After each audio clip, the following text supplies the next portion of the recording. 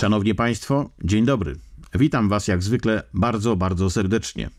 Tematem dzisiejszego odcinka będzie obecność uchodźców, czy według innego nazewnictwa migrantów ekonomicznych, czy wreszcie nachodźców, czasami zwanych okupantami. Tym razem chciałbym, żebyśmy przyjrzeli się skutkom i spustoszeniu, jakie pozostawia po sobie niekontrolowany przez nikogo napływ przybyszów na tereny Rzeczpospolitej. Pokażę Wam na konkretnych przykładach, jaki stosunek do nas Polaków mają nacje, które masowo rozgościły się w Polsce.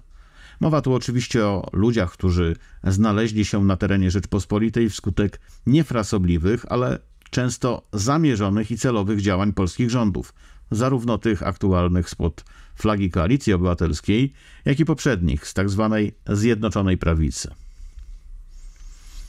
Oczywiście stali widzowie kanału zapewne wiedzą, iż wielokrotnie poruszałem tu kwestię, w zasadzie tematykę uchodźców, czy jak to miało być na początku, chwilowych gości z Ukrainy.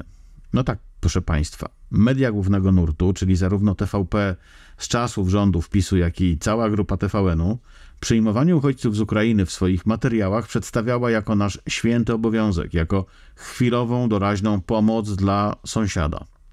Sugerowali, że zaraz po zakończeniu oczywiście zwycięskiej wojny z Putinem ludzie ci wrócą natychmiast do domu, a ci, którzy nie będą chcieli albo nie będą mieli do czego wracać, ruszą masowo na zachód, gdzie czeka na nich atrakcyjny socjal.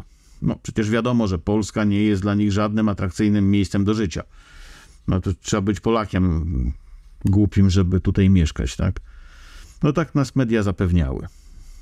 No, co z tego wyszło i jakie konsekwencje muszą ponieść dzisiaj Polacy, pokażę Wam w dzisiejszym materiale. Z konkretnymi przykładami. Najlepsze oczywiście zostawię na koniec. Zatem zapraszam do oglądania. A tych z Państwa, którzy zainteresowani są finansowym wsparciem mojego kanału, zapraszam do pierwszej linii opisu. Pozostałych widzów w tym miejscu oczywiście bardzo proszę o subskrypcję oraz napisanie komentarza pod moim filmem, bo tylko dzięki temu moje zasięgi się budują, a moje filmy będą miały szansę na dotarcie do szerszej grupy odbiorców. Słuchajcie Państwo, Ukraińcy to grupa, która bez wątpienia ma najliczniejszą reprezentację wśród wszystkich uchodźców w Polsce. No niestety niepokojąco szybko rośnie nam również liczebność migrantów ekonomicznych z innych, często bardzo egzotycznych kierunków świata. Dziś dzieje się to przede wszystkim dzięki firmom, które masowo ściągają pracowników z krajów egzotycznych. Przyjrzyjcie się proszę, kto dzisiaj pracuje w McDonaldzie, w KFC czy w takich innych popularnych sieciówkach z podłym żarciem. Ja pamiętam, jak pod koniec ubiegłego roku zajrzałem z ciekawością do takiego małego lokalu sieciowego, który serwował pizzę na dowóz lub na wynos. Wśród 6-osobowego zespołu kasjerów, nie wiem, pizzermenów czy tam dostawców nikt nie władał językiem polskim.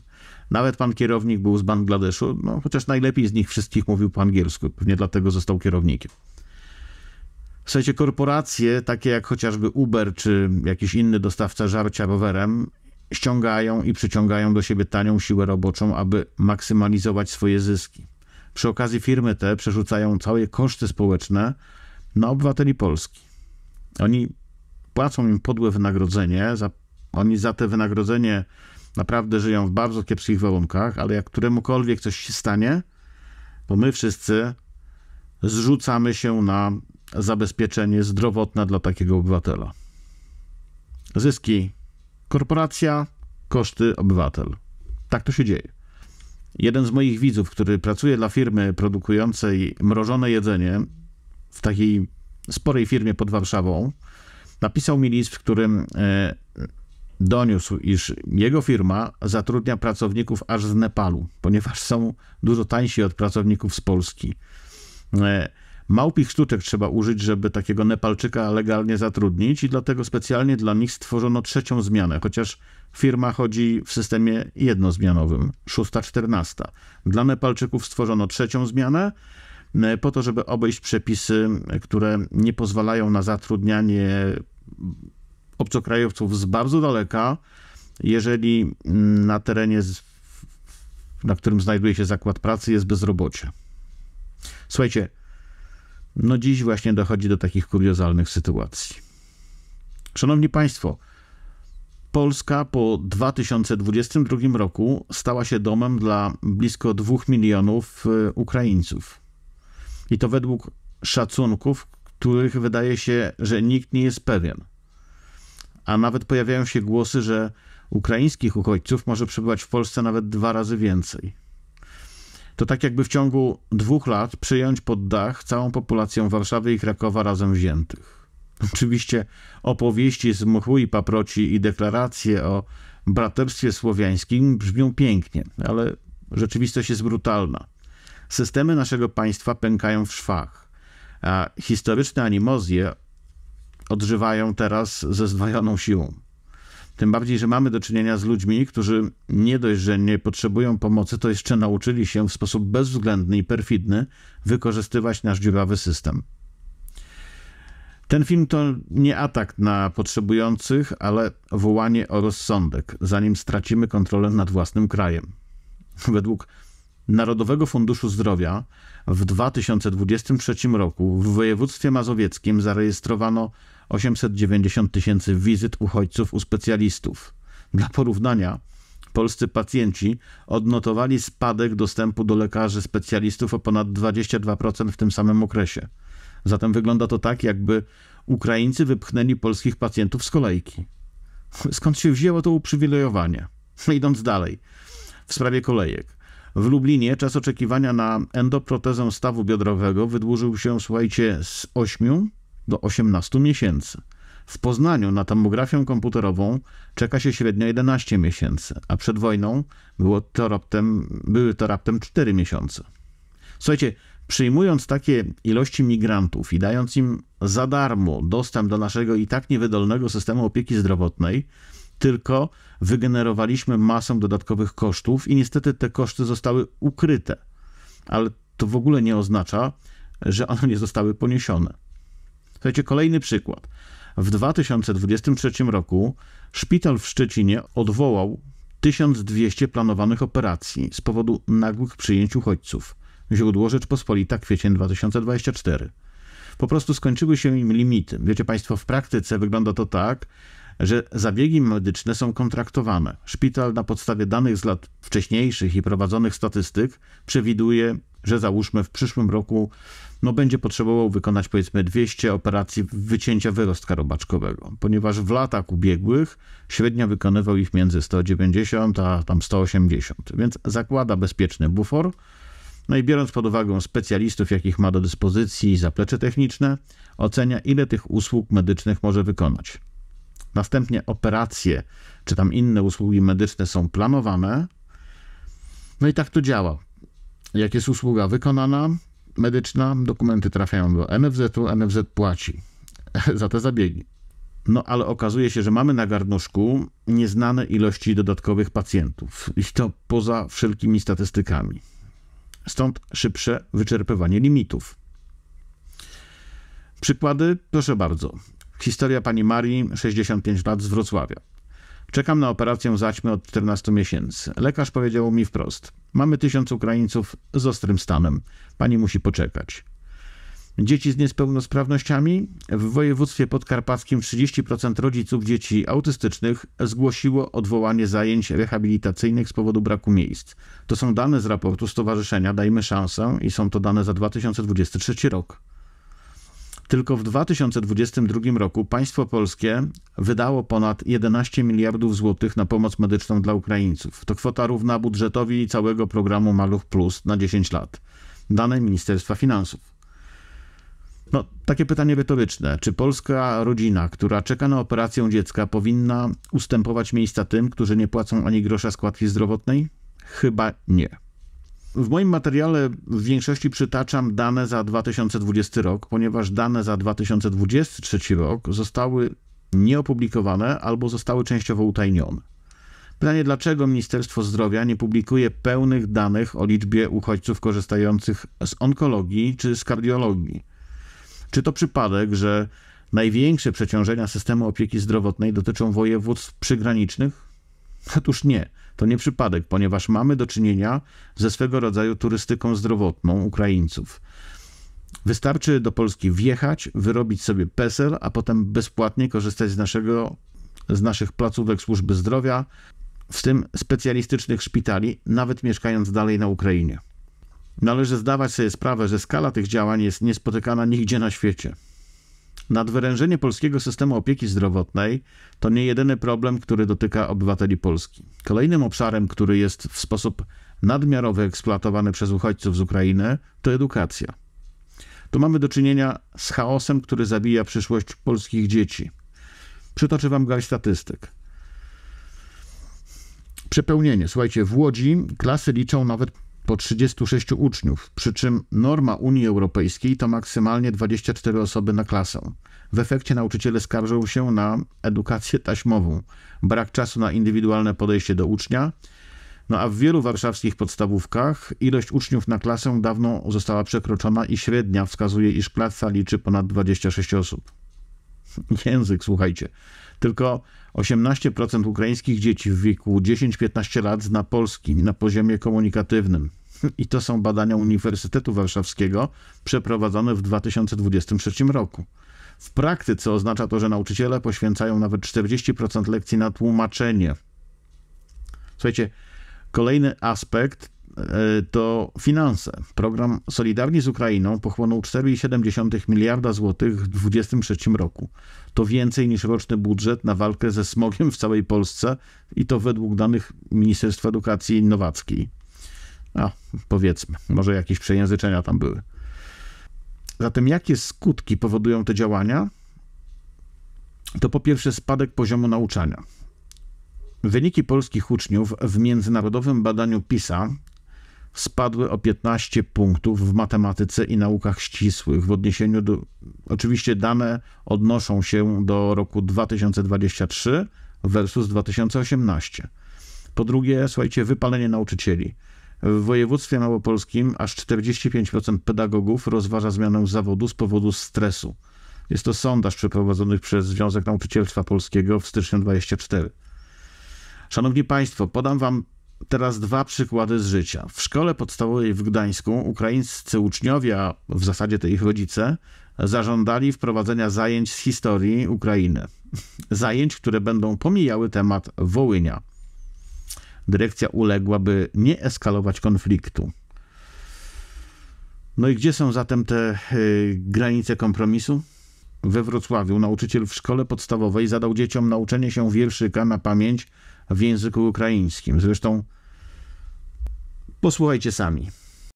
Moi drodzy, wyobraźcie sobie Wrocław. Jedna ze szkół podstawowych w tymże Wrocławiu, 3. klasa szkoły podstawowej. Pani, która naucza dzieci w tejże klasie, zadaje dzieciom zadanie domowe. Zadanie domowe polegające na tym, aby nauczyły się wierszyka na pamięć. Moi drodzy, nie byłoby w tym nic absolutnie dziwnego i nadzwyczajnego, gdyby ten wierszyk nie był do nauki po ukraińsku.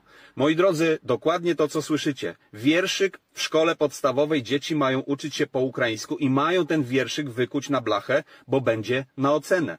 Zobaczcie, wrzucam wam screenik tego wierszyka.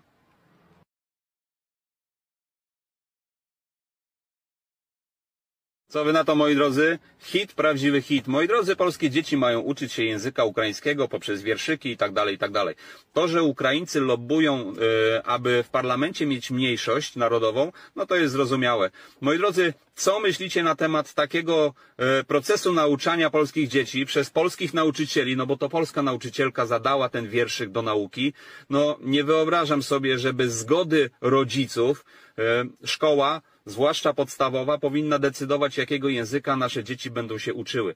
Moi drodzy, wielu pewnie napisze, że a dlaczego nie i tak dalej, a dlatego nie, że to dzieci ukraińskie powinny uczyć się języka polskiego, bo to one są u nas w kraju, bo to one jakby chcą się zaasymilować z naszymi dzieciakami, z naszymi pociechami i to one razem z rodzicami przyjechały do nas, dostały schronienie i tutaj mieszkają. Moi drodzy, tak się dzieje w wielu przypadkach, kiedy to Polacy wyjeżdżają na saksy do Anglii, Francji, Niemczech i tak dalej, Szwajcarii i tam nasze dzieci uczą się języka ojczystego w kraju, w którym się osiedliły, więc to jest zrozumiałe, a nie na odwrót. Moi drodzy, jeżeli rodzic ma taką potrzebę, żeby nauczać dzieci języka ukraińskiego, no to puszcza je, nie wiem, na dodatkowe lekcje, a nie szkoła powinna decydować i to jeszcze wierszyk na ocenę, bo jeżeli dziecko się nie nauczy tego wierszyka, to będzie pała. Słuchajcie, w ukraińskim społeczeństwie funkcjonuje bardzo silny kult Bandery. No ale czas przestać udawać, że to jest wewnętrzna sprawa Ukrainy. Stefan Bandera był przywódcą Organizacji Ukraińskich Nacjonalistów, OUN. Był odpowiedzialny za rzeź wołyńską przeprowadzoną na Polakach w latach 1943-1944. W wyniku tej rzezi zamordowano 200 000 Polaków. Dla Ukraińców jest symbolem walki o niepodległość i to z Polakami, a dla Polaków jest zwykłym zbrodniarzem. No ale w Polsce od przyjęcia pod dach Ukraińców nieprzerwanie dochodzi do niepokojących incydentów. W Przemyślu w marcu 2024 podczas Dni Kultury Ukraińskiej rozdawano dzieciom naklejki z hasłem Bandera nasz przyjaciel albo Bandera nasz bohater. Burmistrz Przemyśla odmówił interwencji, twierdząc, że to przejaw wolności słowa.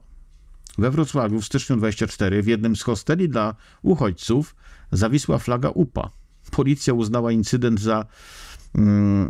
uznała, że jest to incydent związany z brakiem wiedzy historycznej, a nie prowokacja. W mediach społecznościowych, słuchajcie, hashtag Bandera Hero ma już 3 miliony wyświetleń na TikToku. A w komentarzach pod filmami opatrzonymi tym komentarzem młodzi Ukraińcy często piszą: Polacy sami sobie zasłużyli na Wołyń. Sprawę nagłaśniał Instytut Pamięci Narodowej. A jakie są reakcje Polaków? No, był jakiś tam protest w Warszawie. Przemaszerowało kilkaset osób z hasłem Bandera nigdy więcej. To było, zdaje się, w kwietniu 24. Organizatorzy domagali się zakazu głoszenia banderowskiej propagandy. Jako szef IPN-u Nawrocki ostrzegał, że gloryfikacja Bandery w Polsce to jest jak stawianie pomników austriackiego malarza w Izraelu. No i cóż, no i po dialogu, tak? Tak to się skończyło. A co w kwestii gospodarki? Z jakimi transferami finansowymi mamy do czynienia na rzecz obywateli z obcych krajów? Pierwsza grupa to zasiłki. Świadczenie rodzina 800+, czyli 800 zł miesięcznie na dziecko, pobiera obecnie 550 000 osób z Ukrainy. Dla porównania polskie rodziny otrzymują świadczenie na rzecz 3,8 miliona dzieci. I to są dane ZUS-u za 2024 rok. Zatem tu też mamy do czynienia z pewną taką zasłoną dymną. Z jednej strony informują nas, iż 550 000 Ukraińców pobiera świadczenie 800+, ale nie wiemy na ile dzieci. W kontrze dostajemy informację, iż świadczenie wypłacane jest na 3,8 miliona polskich dzieci. Diabeł tkwi w szczegółach, bo tajemnicą Poliszynela jest to, że ukraińskie rodziny są z reguły wielodzietne, no i normą jest posiadanie przynajmniej 2, a często nawet 3 dzieci. Wiele z tych dzieci, na które pobierane jest świadczenie, nie mieszka w Polsce. Rząd mydli nam oczy, mówiąc, że powiąże wypłacanie świadczenia z realizacją obowiązku szkolnego przez dzieci. Ale są to tylko odległe plany, które mają wejść w życie we wrześniu bieżącego roku. Obowiązkiem szkolnym w Polsce objęte są dzieci od 7 roku życia, zatem wszystkie dzieci poniżej 7 roku życia będą dalej mogły spokojnie mieszkać sobie na Ukrainie, a ich rodzice będą swobodnie pobierać świadczenie na koszt polskiego podatnika. Skoro 550 000 osób pobiera świadczenie, to razy 3 to mamy 1,5 miliona, tak? Czyli do systemu 800+ dopisano nam połowę tego, co tam Polacy pobierali. No a jaki wpływ na rynek pracy ma migracja Ukraińców? Choć 620 000 Ukraińców pracuje tu legalnie, to aż 1,5 miliona działa w szarej strefie. Dane oczywiście według szacunku Głównego Urzędu Statystycznego. Jaki mamy skutek? Polscy przedsiębiorcy wolą zatrudnić Ukraińców za kasę pod stołem niż płacić ZUS, z którego finansowana jest opieka medyczna. Na przykład, nie? Kolejny obszar, w którym koszty ponoszą Polacy, to mieszkalnictwo. Szanowni Państwo, w Krakowie, w Warszawie czy we Wrocławiu czynsz najmu 40-metrowego mieszkania wzrósł z 2500 zł do 4000 zł. Na ten wzrost nastąpił w przedziale 2022 rok do 2024 roku. Agenci nieruchomości przyznają, że Ukraińcy płacą gotówką, bez umów. No, Polaków coraz bardziej nie stać na wynajem mieszkania. I to jest akurat cytat z artykułu z Gazety Wyborczej z marca 2024. Konkretny przykład patologii? Proszę bardzo. W Olsztynie ukraińska rodzina wynajmuje 5 mieszkań, wykorzystując subwencje państwowe, a następnie podnajmuje te mieszkania polskim studentom z 300% marżą. A władze twierdzą, że nie mogą nic zrobić i nie mają podstaw, aby cokolwiek tam sprawdzać, w jaki sposób wykorzystywane są te mieszkania. Zatem, czy my tu, drodzy Państwo, mamy do czynienia z cichą okupacją? Z okupacją narodu polskiego? Polska płaci za lekcje ukraińskiego w szkołach. Ukraina usuwa pomniki polskich bohaterów. Słuchajcie, to nie jest partnerstwo, to jest kolonializm odwrócony. Dla przykładu w Czechach nie ma już od dawna darmowej opieki medycznej dla uchodźców. Jest ona realizowana wyłącznie na zasadach takich jak dla Czechów, ale tylko dla pracujących. W Czechach uchodźcy muszą zaliczyć test z języka w ciągu roku od przyjazdu, a w Polsce nie ma takiego wymogu nawet po 3 latach pobytu i okupacji. Nasze rządy, oba, polskie tak zwane, dalej stosują podwójne standardy. Rząd przeznaczył 200 milionów na stworzenie klubów ukraińskich w szkołach, ale w to miejsce zlikwidował dofinansowanie dla kół historii. Prezydent Duda w 2023 roku odwołał wizytę na Ukrainie po tym, jak Zełenski odmówił przeprosin za Wołyń. Tymczasem MSZ dalej finansuje mosty kulturowe z udziałem banderowskich aktywistów. Co z tym gipsem dalej zrobić? Co nas, drodzy Państwo, czeka w najbliższej przyszłości? Chciałoby się zacytować Tuska i powiedzieć, że prognozy nie są nazbyt alarmujące, ale tak nie jest. Jeżeli nic się nie zmieni, to do 2030 roku liczba Ukraińców w Polsce osiągnie 4 miliony, a po zakończeniu działań wojennych na Ukrainie możemy liczyć się z dalszym napływem ludności ukraińskiej do Polski, ponieważ mężczyźni, korzystając z chwilowego zawieszenia broni, za wszelką cenę będą starali się wyjechać z Ukrainy w obawie przed powrotem na front. Taka fala uchodźców wpłynie na spadek płac m.in. w budownictwie i w logistyce o minimum 15%. To są też szacunki. Do tego w Polsce wybuchnie bezrobocie. W 2030 roku, jeżeli nic się nie zmieni, język ukraiński stanie się drugim urzędowym językiem w 20% gmin przygranicznych. To jest prognoza Instytutu Języka Polskiego. A co się zmieni w kwestii bezpieczeństwa? No to już jest temat rzeka, a zarazem temat na kolejny film. Chyba nikt nie ma żadnej wątpliwości, że pojawią się ukraińskie mafie, skokowo wzrośnie przestępczość, nasilą się rozboje, kradzieże, no i inne jeszcze okropniejsze przestępstwa. Ludzie, my już nie mamy tylu żabek, żeby zatrudnić dodatkowe 3 miliony ludzi. Zbliżają się wybory. Jakoś żaden z kandydatów nie zajmuje jasnego stanowiska w sprawie zakończenia wsparcia dla Ukrainy, no i pożegnania migrantów do domu. A ja uważam, że wzorcem naszych sąsiadów należałoby już dziś wprowadzić bardzo proste zasady. 3 zasady. Punkt pierwszy. Pomoc za integracją. Bez znajomości języka i szacunku dla historii Polski nie ma zasiłków. Punkt drugi. Historyczna sprawiedliwość. Zakaz prezentowania w przestrzeni publicznej wszystkich symboli gloryfikujących OUN-UPA. Tak jak robią to Niemcy z nazistami. Niech sobie Nowacką wezmą jeszcze. Punkt trzeci. Ochrona obywateli, przywrócenie kwot narodowych w służbie zdrowia i w edukacji. Jeżeli dziś nie zatrzymamy tej lawiny, jutro nie będzie już Polski, którą znamy. A pamiętajmy, że Ukraińcy już dziś bardzo mocno odgrażają się nam, Polakom, strasząc nas konsekwencjami, jakie nas spotkają, jeżeli przestaniemy okupantom płacić haraczu. Tak, proszę Państwa, mamy do czynienia z okupacją naszego kraju. Posłuchajcie, co ma do powiedzenia ukraińskie активіще Панченко. Більшість цього – це, перш за все, величезна небезпека для поляків, і я розумію, що вони це розуміють, бо на сьогодні, коли кожен 10-й житель Польщі – це українець, розхитувати неприязнь між українцями і поляками – це вже дуже небезпечно, перш за все, для Польщі. Бо це на території Польщі почнуться бійки, бо це на території Польщі почнуться підпалювання якихось там магазинів, будинків і так далі. І це, перш за все, впливає на внутрішню безпеку Польщі. Toż pro це, перш за все, mają думати polskie. A będzie jeszcze gorzej, ponieważ za moment będziemy wypełniać postanowienia paktu migracyjnego i do Polski zaczną docierać niechciani uchodźcy z Niemiec. Kiedyś robiłem o tym film, ale wtedy nikt nie chciał o tym słuchać. Możecie do niego wrócić.